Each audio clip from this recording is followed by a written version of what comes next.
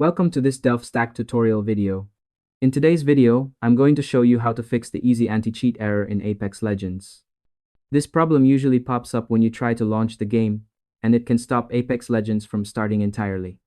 Whether you're a casual player who just wants to jump into a match, or a competitive gamer who can't afford downtime, this step-by-step guide will get you back in the action quickly. First, open Steam and go to your library. Find Apex Legends, right-click on it, and select Properties. Then, go to the Installed Files section and click on Verify Integrity of Game Files. This process might take a few minutes, but what it does is scan your game files and repair or re-download anything that's missing or corrupted. For many players, this step alone fixes the easy anti-cheat issue. If the error still appears, navigate to the folder where Apex Legends is installed. Right-click on the Apex Legends.exe file, go to Properties, and under the Compatibility tab, check Run this program as administrator. Click Apply. Then, inside the same directory, find the Easy Anti-Cheat folder. Right-click on easyanticheat.exe.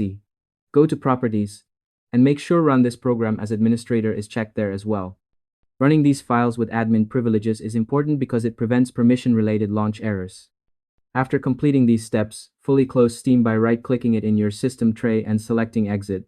Then reopen Steam and launch Apex Legends.